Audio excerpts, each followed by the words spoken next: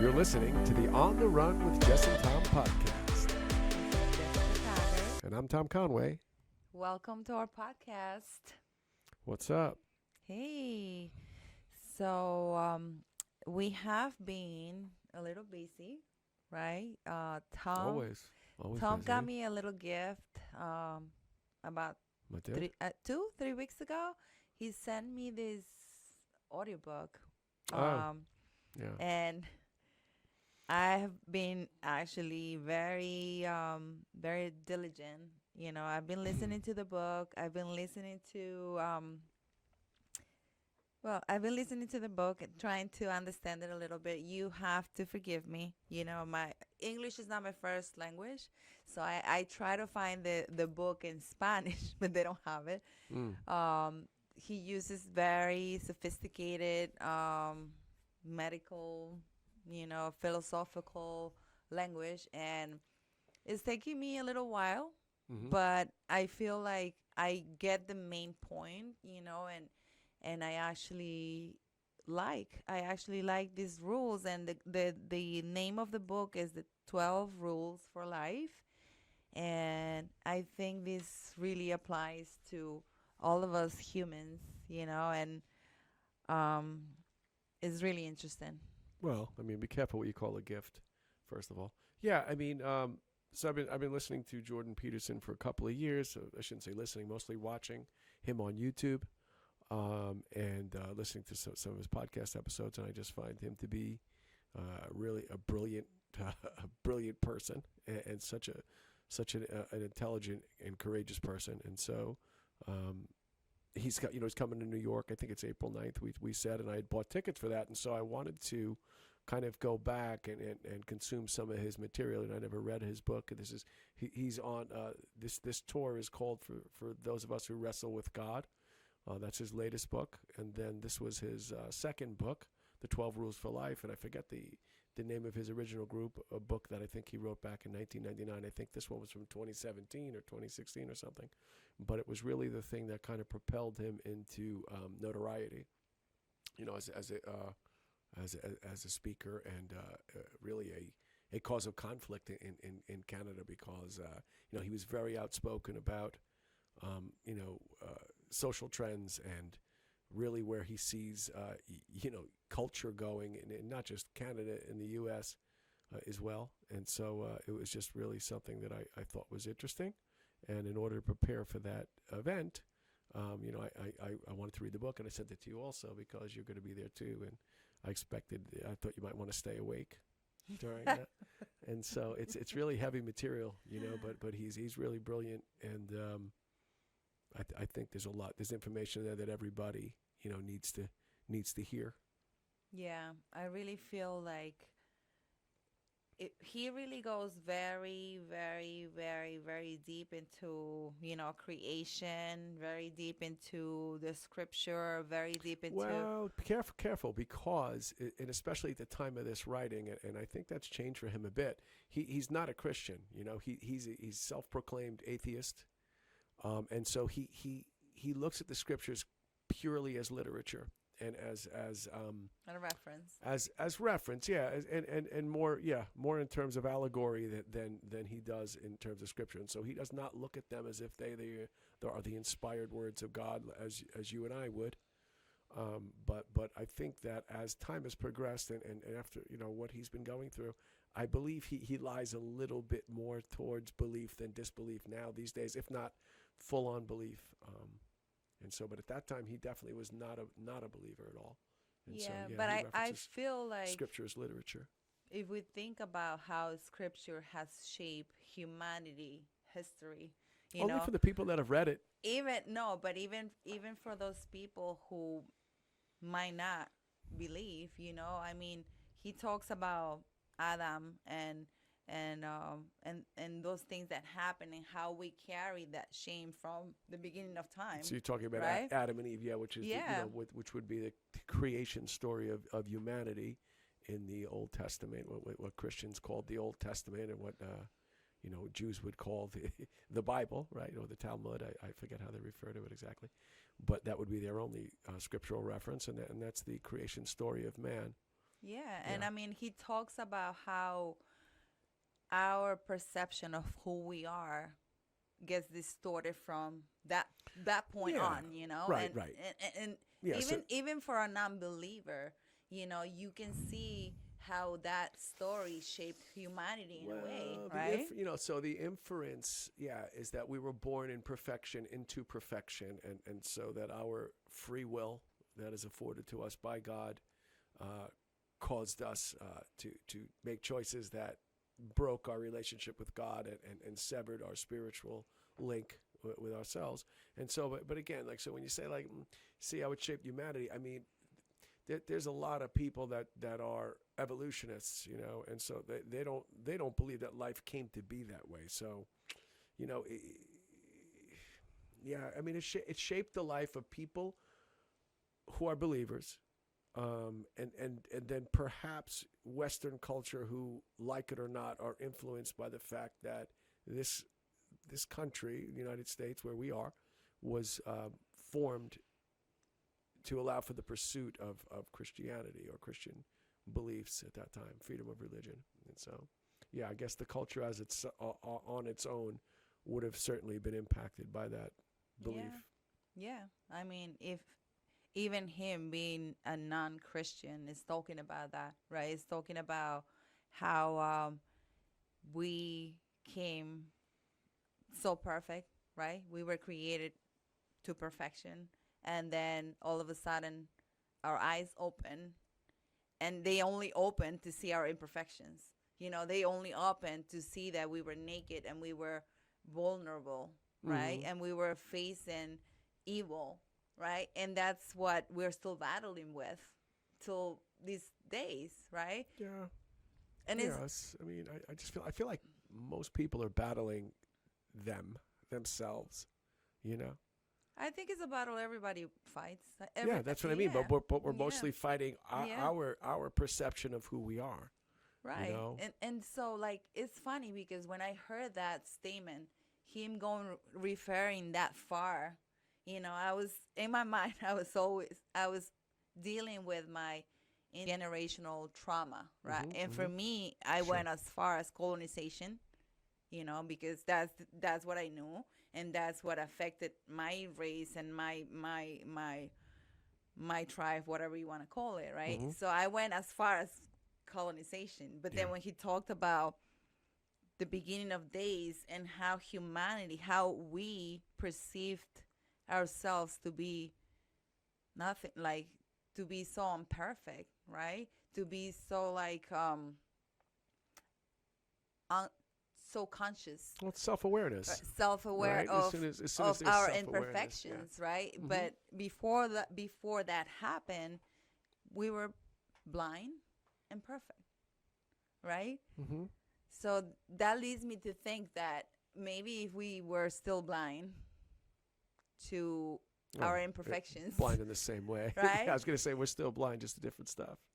Yeah, but we're not blind to our imperfections Nope. because you know we beat ourselves up so bad, Mm-hmm. you know, Some of us do, sure. and that's one of the things he also refers in the book. Like we could be our worst enemy, right? We and the second rule actually says, you know, take care of yourself. Like if you were someone you are responsible for or Mm-hmm. something. You know, Yeah, I'm paraphrasing something the like that. rule, Yep. Mm-hmm. but it's like we put ourselves as second class, right? Always. Since the beginning of time, we've been carrying this guilt, this shame, you know?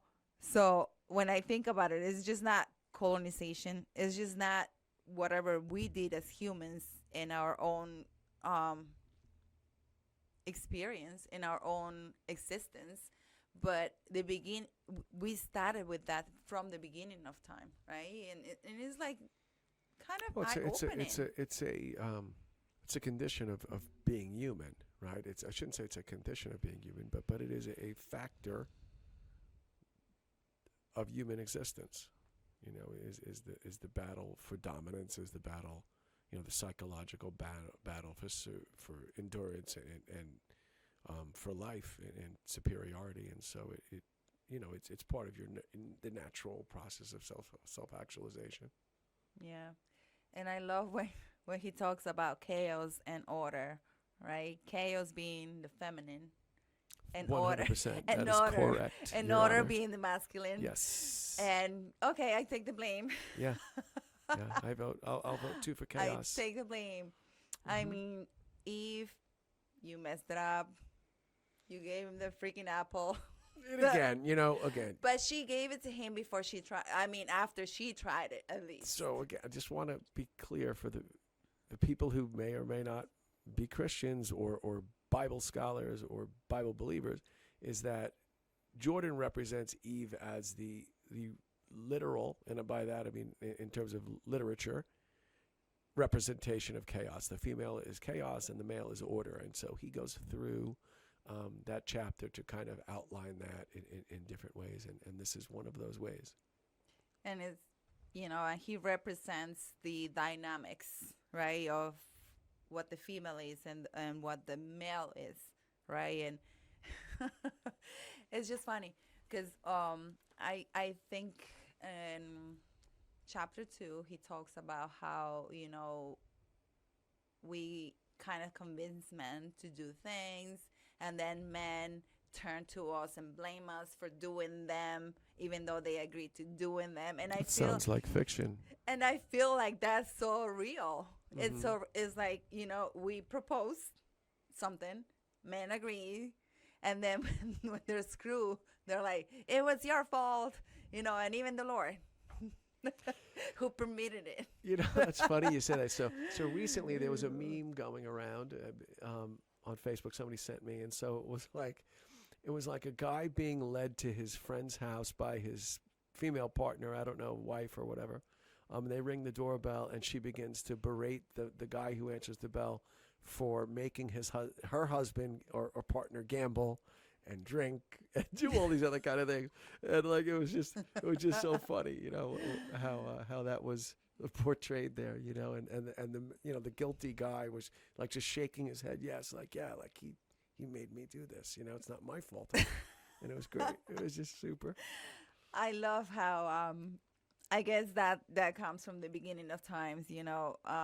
Guys will try whatever you put on their plate, and then they'll blame whoever served the plate, and they'll blame. Yeah, okay, right. Yeah, men, we're no, but terrible, that's terrible gender. no, but I'm saying we are the ones who serve you the plate. We are the ones who are tempting you to take the plate, and then, but you are the one who has the decision whether you take it or not. Innocent because we trust you, because our moms are women. So, I guess that's the deal. yeah, Yes, that's correct. The deal. Yeah, but I'm really loving what I've read so far, and I feel like it's bringing me to a different understanding. Because for what I do, I had to go back into my own history, my own roots, my own ancestors, right? And my thing has always been like, okay, this is something I've been carrying from my ancestors, and how colonization affected my race and my the Incan Empire, right? So, but now when I think about the beginning of times and how everything was shaped then, I'm like, we have a bigger problem. We have a bigger, the scope just grow bigger. What exactly do you identify as this generational curse you speak of? Well, when I talk about colonization, especially because I work with women, I help. You're talking about the Spanish colonization Yes, of Peru? Okay. yes. I just want to make sure we're Well, the on the same page. Hispanic colonization of South America, Okay. right? Sure. So and this is big in our cultural, world. Colonization and everything that happened in that time defined who we became, Mm-hmm. right? Oh, yeah. And so I was in my knowledge was, we were affected by that. Men and their behaviors were affected by that because Spaniards came to South America and took their women, and so they became not only protective but abusive, right? And so, yeah, because in their hopes for their women not to leave, they had to incarcerate them pretty much. And women started becoming submissive because they didn't want to be punished, right? And before colonization, women had a place in society. We were farm workers. We work in textiles, right? We would support our families with our husbands, and there wasn't a difference. We were wives, we were healers. And when colonization happened, we lost all of that, and we became submissive because these other people came to take us away from our husbands, and I felt like that. So would you say historically, and this is a question I don't know, so I'm asking you, that prior to European colonization, in this case Spanish colonization, that native Incan women were not submissive to their husbands? Is that what you're trying to indicate? Yeah. Mm-hmm. And so, what was that culture like? Well, we had a place in society. But I don't think that submissivity to your spouse is not the same thing. I mean, you could have a place in society and still be submissive to your spouse. And I'm not advocating for that, by the way. I'm just saying that I don't know that those two things are the same thing, unless I'm misunderstanding what you're trying to say. No, I feel like there was more equity. There was more like, we are raising this family together, and men will come to their women for wise advice. We weren't looked at second class citizens. Like it happened after colonization. After colonization, we had no voice. We kind of lost our voice, and we were like. You think that that's in totality? I mean, again, I don't know. So forgive me for my naivete in the questions that I'm asking you, but I just feel like you can never really generalize anything. I mean, I know, obviously, aside from just you personally, I have had many Hispanic friends and spent a lot of time with Hispanic people over the years, and I can say that. Particularly, and one of those cultures, Colombians, the women were very dominant in the household in terms of what you're speaking of, in terms of being a consultant, in terms of being someone that really had a dominant posture in the home, not necessarily in a physical way or in something like that, but they were clearly the queen of the castle, And so they were also occupied by Spaniards, and so I don't know. Again, I'm just saying what my own experience is, just for conversation's sake. Yeah. I didn't feel like, and then listen, I just think that, I don't know. Anyway, that's my experience. So I don't want to. Yeah, I guess different countries in South America develop in a different way, and. But most likely what I experienced in that particular situation may not even be pervasive across the nation. It could be local to that. Region or who knows, or that home, that apartment. I'm just speaking for the Incan Empire. Mm-hmm. Colombia is not part of the Incan Empire. Right. Mm-hmm. So I'm talking about Ecuador, Peru, and maybe Bolivia a little bit, Mm-hmm. But that was massive, right? That was like complete massacre. Yeah. And I don't know what happened with the other empires. I'm not sure, but I'm just speaking for. I did say South America, but I am speaking for the Incan Empire. Okay. Basically. Okay.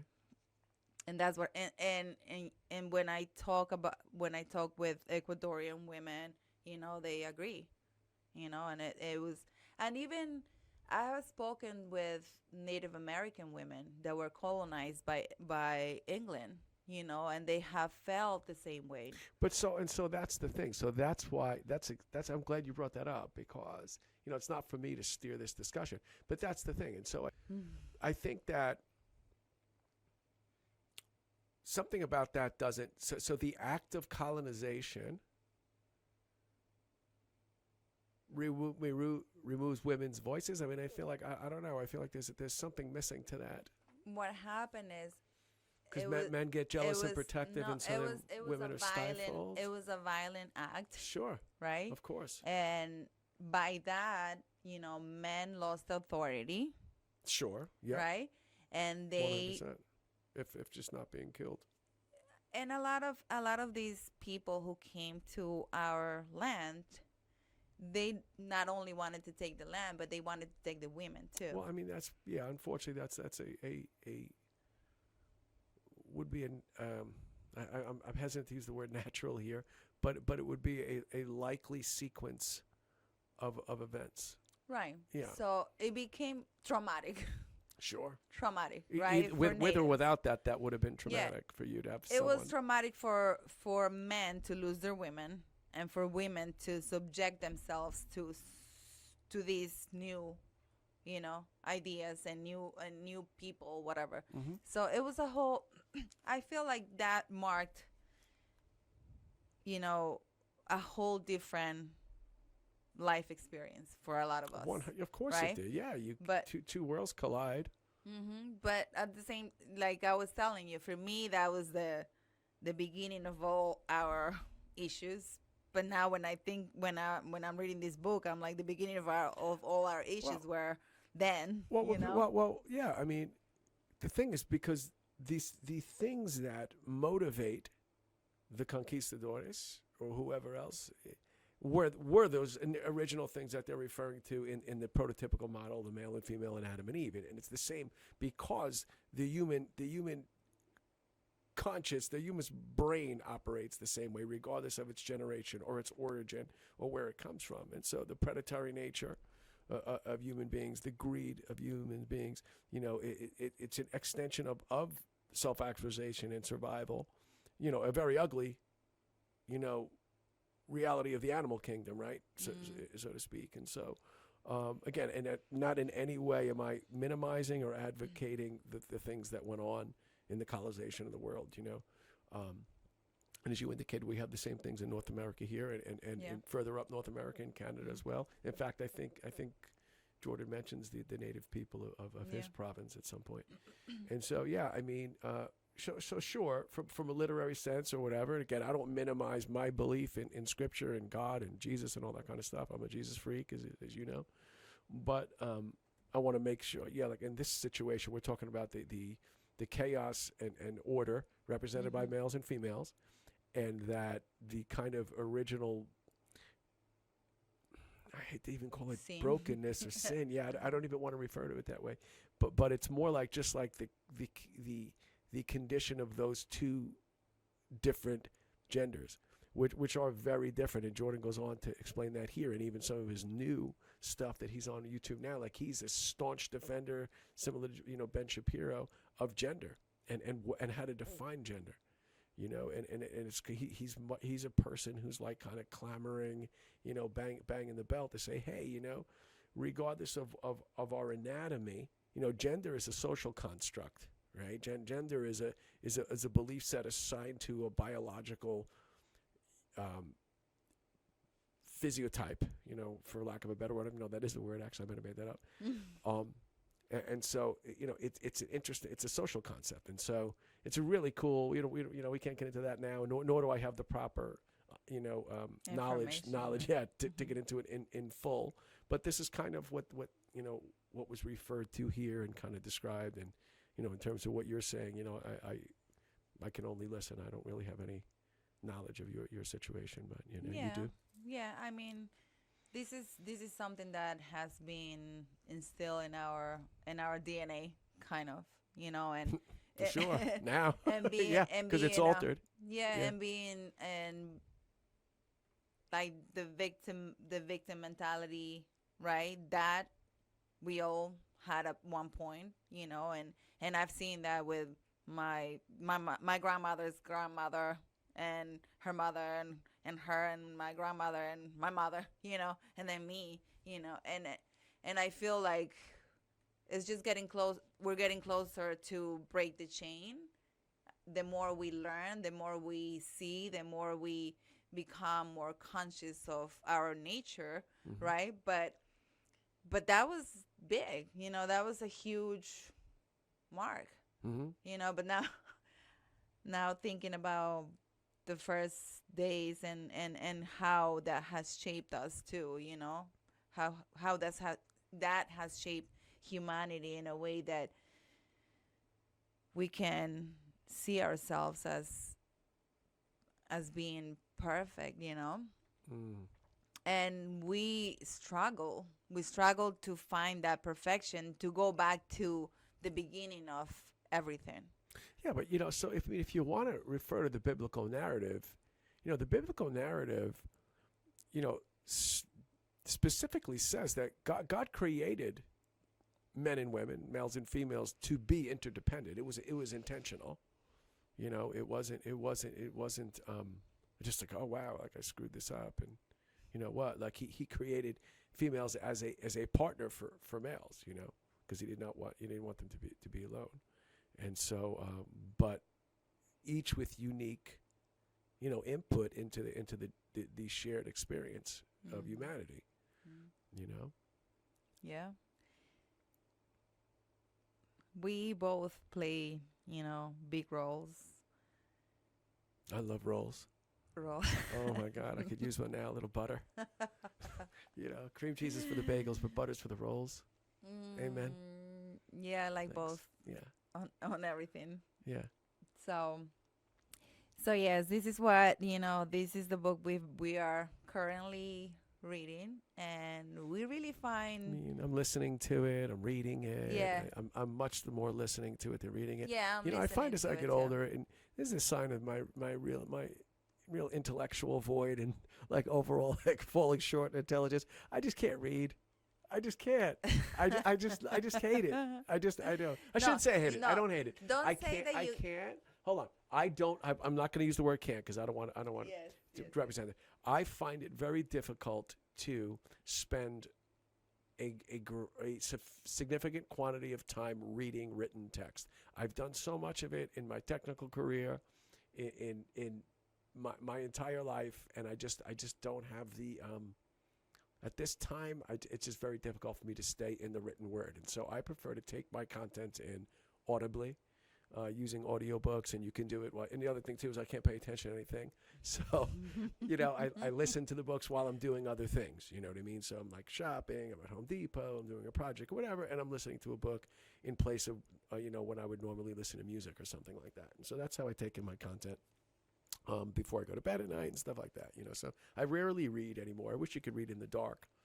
But you really can't. Not a paper book. Like it's like there's aspects of a paper book I like. I'm not a traditionalist that way. There's sometimes I like a paper book, but go try to read that in bed with the lights out, and it just doesn't work out. And so I'm not doing that. Yeah. I think I had a little bit of a dyslexic problem growing up, and I felt like I couldn't really read all that well. Just start from the back. Yeah. So I used to read books from the back. No kidding. I swear I did. I'd see if I liked it. I'd read the last chapter and be like, all right, baby. And I always had such a hard time reading like the literature, like assignments and things like I that. still That's love why. that. But That's see, when I was in school, I loved literature. I loved. no, I love it loved too. it. But And I I used to read those books. I Like, had no to have problem. somebody read it for me. Wow, it's an interesting. I- It's an I interesting had that- approach. I had that luxury. Yeah, that and everything else, pretty much. Thank you. Would you mind doing that for me? I want to have the result, but I don't really want to do what it takes to get But it. I was actually good in school. I don't know how, but yeah. I like You had the numbers. rest of the school doing it for you, probably. I like numbers and chemistry and physics a All lot. of those are very numerical. But the funny thing is, when it came to English class, I couldn't get it into my Well, head. What about? We did good, I Yeah, think. good. We did good. So I was gonna say something else, so I completely forgot. But I guess we'll be talking about this book when we're ready. Wow. I feel I like feel like we've already talked so much about it. we haven't really covered the rules. See, in as your world, much. like this is where you and I are really fundamentally different people. Even while getting ready to do something, you're doing it. Like me, I plan, I write it down. Hey, I want to do something, but I'm thinking, the summer. You know what I mean? Like, hey, I'd really like to go to, Orlando. And next thing, you're like, you're getting your your water shoes in the bag, get it all going. Like for me, I think in the near future. I don't really think in today. And for you, words are action, and that's why again, as I've mentioned, I think on prior episodes, I've really taught myself not to say things out loud. You know. Well, I mean, this is a huge book, and so yeah, I'd love to. yeah. I'd love to. I just don't have the mastery of the material at this point to really talk about it in depth. Other than to say it's really fascinating. He's really brilliant. And I love some of the stuff he covers. You know, and like the 12 rules for life, and they're intense rules. You know, they look simple. You know, they're simple in writing, but you wouldn't get the impact of the book if you just followed the name of the rule, whatever that would be. I mean, and they're good rules. Like Rule 3, make friends with people who want the best for you, for instance, or something like that. That's a paraphrase as well.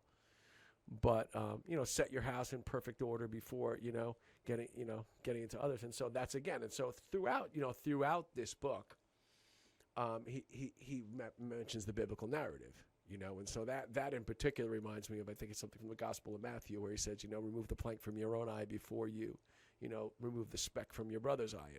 And it's really the same thing. Like, take care of your own business before you're out there trying to take care of other people's business. Yeah, and that was the rule where he says, do not compare yourself to others, but compare yourself to the one you were yesterday. Right? Is it? No, Yeah. I thought that's a separate rule. Yeah, that's another rule. Yeah, but it kind of speaks about the same. Rule 4. Well, not really. No, thinking about that. So compare yourself to who you were yesterday, before not to who others are today. That's a totally different rule. That is me being able to look back and see my achievements, so I can understand my progress and feel competent and inspired about the future, rather than saying, hey, he's a great example. Here is a YouTuber. I mean, you and I have a YouTube channel. We have I've the subscribers I could count right here. Now Jordan Peterson probably has 20,000. And so if I were to sit here and go, man, I don't want to do this. Jordan has 20,000 and I have 12. That's the point. Like, compare yourself to where you were. Be able to celebrate your victories along the way. Look at the road you've been on for you. And not necessarily worry about where someone is today. Because for two reasons. One, that's going to completely demotivate you. Two, you have no idea what that person went through to get where they are. And he's a great example of that. They tried to take his psychology license, his license away to practice psychology, which I believe they were successful at doing. They put him into some kind of peer review where he had to be analyzed for insensitivity, and even in to be taught how to communicate on YouTube. I mean, really treated this guy like an imbecile. And finally he was like, yeah, no. See ya, and so he was very ill. His wife was very ill. His daughter was very ill. He goes into the book, I think. Oh yeah, right. Yeah. And so this is a period of many years. So this guy suffered for what he's attained, and I believe that his heart is really in the right place. He's somebody who's really looking for the betterment of people, and it's funny now because you see him now and he looks so physically well. And if you look back at the videos from let's say the last decade, I mean, there were times where you could just see the more than stress in his appearance, that was somebody in the midst of struggle. Whether who knows, the timing, now that the other things, who knows, well, maybe that was when his daughter was very ill, she was little and stuff like that, but it's really something. And so, I really enjoy his work. I'm looking forward to going to see him in April. That's going to be great. Radio City Music Hall. Not a Rockettes fan, but I'll go there for this. They won't be there. I feel like it's very inspiring to hear someone who has gone through all these battles, and to me, he seems like a winner, because he keeps pursuing, he keeps going. Well, and he started his own online education system. He's still trying to bring people along his winning journey, which says a lot, Yeah, he wants people to develop into their he wants their potential to be reached, I think, and so these 12 rules for life are a lot of those are stuff probably that you heard growing up from your own parents. I mean, just that some of them are I guess what you'd say should be self-explanatory or whatever, but they are in practice much more difficult, you know. And one of the other ones that I love is tell the truth, at least don't lie. And you know, I can relate to this personally. I mean, you know, so I don't know, several years. So you know, my history, right? I mean, married, divorced. You know, just a really you know, very tough period of my life there for you know, many years, more than a decade, you know. And I'm very familiar with the lie, you know, and upon finding myself and recognizing who I was and developing a relationship with God too, you know, I just came to the point where I said, you know, I'm just not going to lie. And that doesn't, you know, that does not give you license to cut people's throat with your words either, right? And so, on aside from that, yeah, you can tell the truth, but you can be kind, you can be respectful of, and you could make sure the words that you choose are going to relay the message you're trying to transmit to a person, you know. And so, but the abandonment of the lie and dealing with the truth, because all of those tiny truths that, well, none of them are tiny, you know. I think I said to you originally when we started spending time together, like, I consider all lies equal.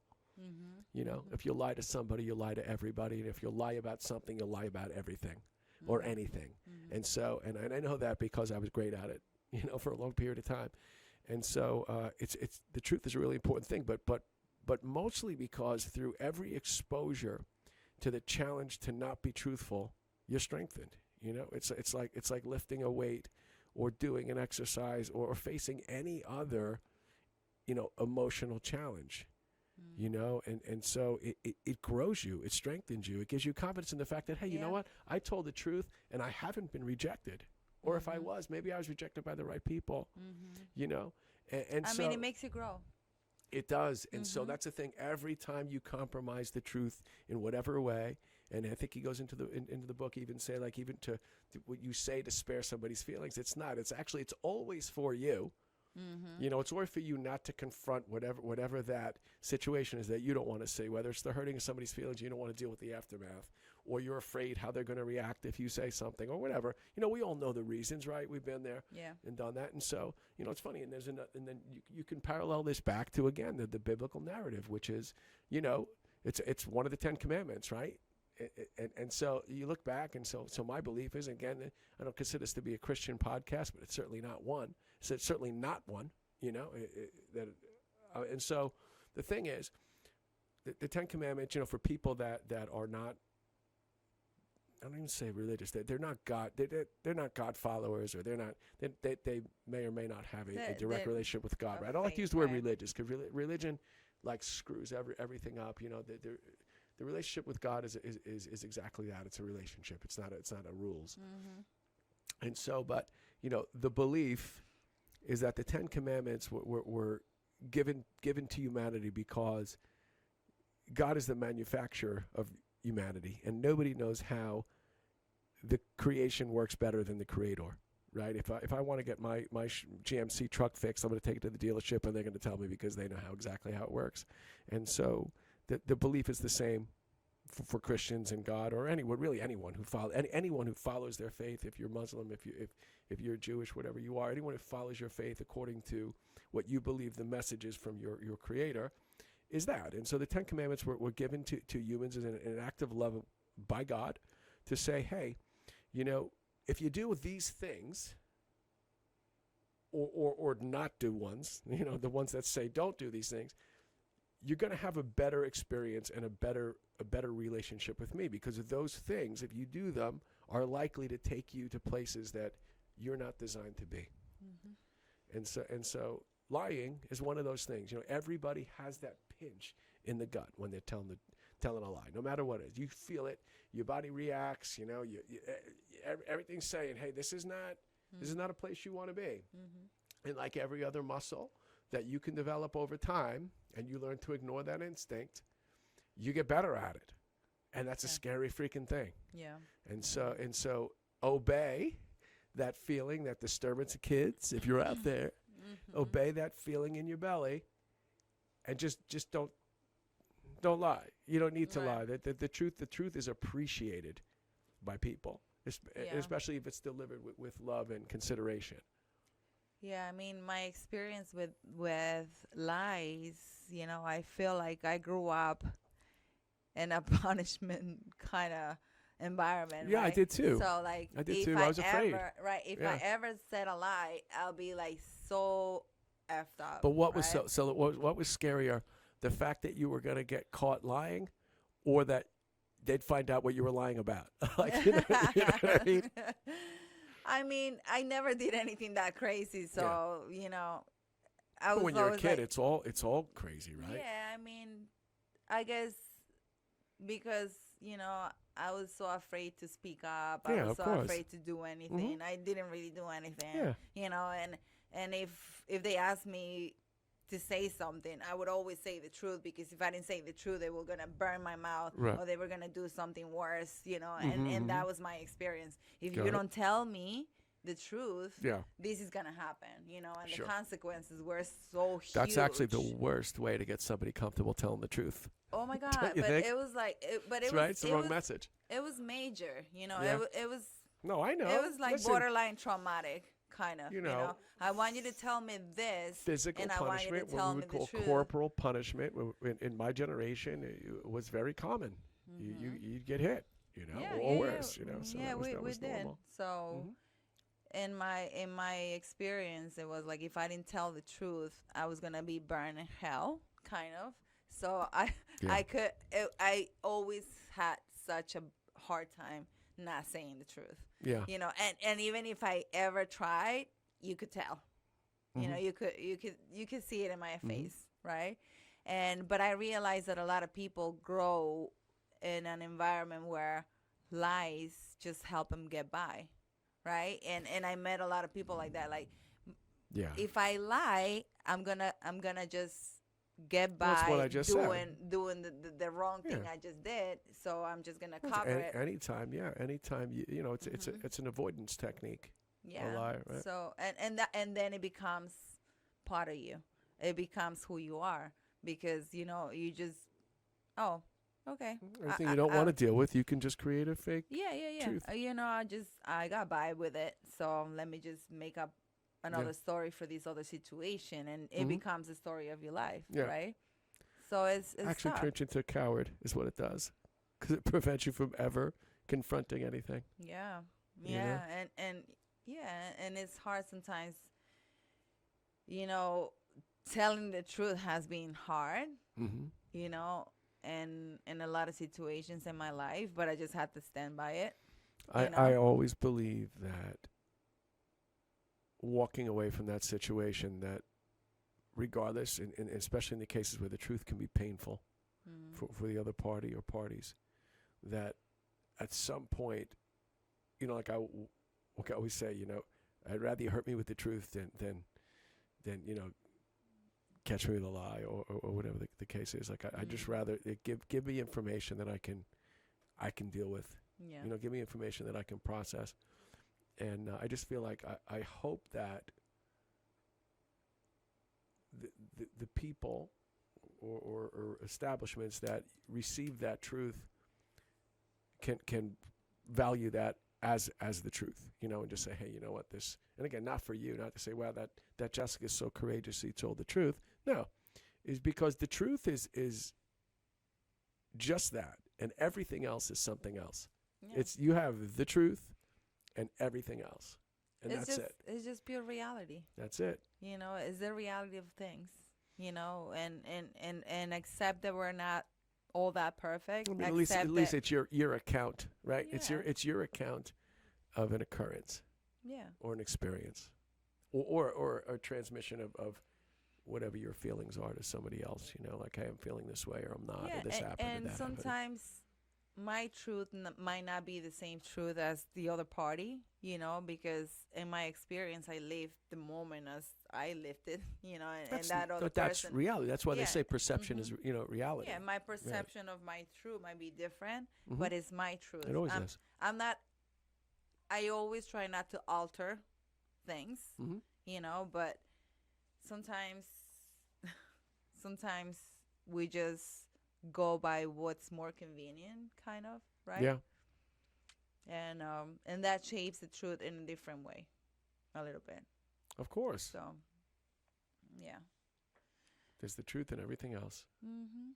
Yeah. Yeah. Burp. Yeah. It's. I mean, even if you don't know, even if we haven't read the whole book, it's Well, I mean, there's so much to talk about, and so many points he touches when it comes to our human experiences, our daily activities, our interactions with our other people, and there's so much to talk about. yeah, and listen, the narrative around. I mean, I have listened. To the whole book. I definitely need to go back and kind of unpack some of the things deeper. But the narrative around his stuff, like again, you could read the table of contents and you'll see the 12 rules for life, and they'll make sense to you. But you're not really getting the benefit of the message, because he goes into depth quite a bit about each one, and so I think it's important to relate them to your own experience, and you need that information to do it. Yeah, and I think it's brilliant. Yep. Yeah, he's a brilliant guy, and and Chapter again, one, talk about courageous. He's very chapter courageous guy. one so far, like it makes you think. It makes you really think about your posture, about how you present yourself to the world, and how that affects your interactions and what you attract in Did the we world. talk about chapter? I mean, rule. Really, every Rule chapter is a number rule, one. right? So Yeah, rule one is stand up straight with your shoulders back. Yeah, and I feel like we need to discuss that when we're ready to talk about the whole book, but I feel like that has drilled my head. When I started listening to that chapter, I'm like, oh my God, that's so real. What's the first thing you think of when you hear that phrase? I mean, when I think about that, it's like how, when I first immigrated to this country, I was this little nothing, right? I felt like I wasn't going to be able to achieve. I mean, I have big dreams, and I felt like I was going to be able to attain them all and achieve them all, whatever. But my subconscious mind was telling me, you're just a little chola, you're not going to go anywhere. Look at yourself. Look at your color. You don't even know the language, where you think you're going. That little enemy we all have inside was like tearing me apart. Yeah. Right. And why don't you explain to everyone what a chola is? Oh, a chola is like an indigenous Peruvian person, and I identify myself in that way because that was my nickname growing up, actually. Because my brother and I, we grew up in the mountains, like 4 out of our years during childhood. We grew up in the mountains. My father was a policeman, and so he was deployed to the mountains in Peru.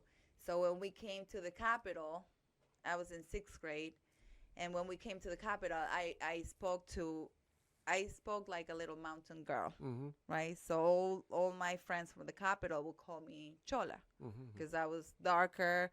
I had these little So it's basically a Chola derogatory yes, term. yeah, a little bit. Mm-hmm.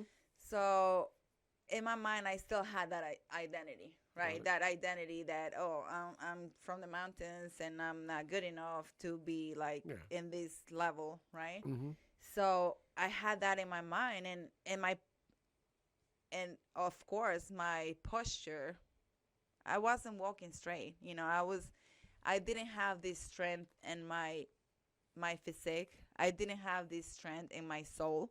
I didn't have the strength in my heart, and I didn't have the strength in my looks, right? Because I present myself as weak as my perception made me feel. Of course. Right? So it was, and this chapter 1 made me think about that because, I presented myself to the world as being this weak little thing. So that's exactly everything I attracted. I attracted what I was all about, right? Yeah. But then as I started growing up and things started changing and I started learning, you start developing yourself a little bit. But it has taken me a long time to realize that I have my own power, and I can see myself as a winner. Finally. Good. So, and it takes a lot because when you see yourself as that person, you can actually start inspiring other people, and other people start seeing you in that light too, Mm-hmm. and you start Yeah. attracting people like that as well. So Sure. we have to go over this chapter because this is very, like, very, very relevant to, All right. yeah. Yeah. I was just gonna say I was thinking about military people. Yeah. They always say, put your chest out, shoulders back. That's all. I mean, obviously, you had a much deeper connection to that. Oh my God. Yeah, Joel no, Osteen. I wa- Stand up straight. Put your shoulders back. in Spanish they would say atención. Right. Yeah. Yeah. I mean, yes, but I don't. Yeah. That's the. Yeah. Yeah, I Yeah. guess, I was always so ashamed of who I was, and so not comfortable with my identity. I was always walking in that little soft shell, Mm-hmm. weak, Mhm. soft, little, Yeah. meaningless, like nothing, nothingness, right? Yeah. And then when you start changing your mind and you start believing that you're actually valuable and capable, Mm-hmm. the shell starts how do you say, hardening. Hardening. Yeah, Mhm. the shell starts hardening, and your posture changes, and then you start, like, not caring about But then you whatever. grow, and then you have to get rid of the shell again, and then you're fully vulnerable. You're so in trouble. No, It's terrible. I feel like Life of a crustacean. It's a once difficult, once you grow difficult once vibe. you grow tall enough, I feel like you can be naked back again. You Okay. can and I feel like that's what he's referring to. Like, when you grow enough, you can go back to being naked and not being subconscious about it. Like, I'm me, and I'm not speaking naked in a in a literal way, but naked in the way that you show your Fully vulnerability. correct. See, you don't need Your me to help you. vulnerability. Right. So you'll be able to show all of that, and you're just exposed, and you're okay about it, and you're like, this is me here, Mm-hmm. Yeah. and this is all I got. Well, again, I mean, It takes. I don't want to cover all the rules of this book, while we're talking about this. But again, so because that kind of gets back to the make friends with people who want the best for you rule, and that's Mhm. rule 3. So listen, this is like the prelude to the episode we're going to do someday. I mean, I think we've gotten quite a bit of coverage on this book without covering the book intentionally, and I don't know what's left. Maybe you'll finish it and we'll talk about it again, and I'll get through it a second time and be more intelligent with my relay of the information. I do think I want to read the new one, and so I'm going to do that. Before we go Actually, see that's what I him. really want to do and talk Mhm. about it. But yeah, so that's it. So that's Jordan Peterson's 12 Rules for Life prelude. Yeah, didn't really have a lot of information. I mean, Oh. in my case, I just really got Mhm. excited about the little information I got, and I guess I can elaborate and on each friggin' paragraph, because it relates a lot to what we live in. So I don't need much information to go on. Yeah, Yeah. we did fine. Yeah, Yeah, all right. yeah. Okay. Yeah. All right. All right. All So thank you so much for listening, and well, we will see you next time. If you got anything out of this, and you should text me because I'd be shocked. But if you got anything out of this, if you'd like to like and subscribe to our channel, that'd be great. It really is very helpful. And we'll see you soon. Well, I'm sure they're gonna like something about this. So, because I know you're already gonna like something about this, I'm sure you're gonna be subscribing and liking and sharing. So we count on you.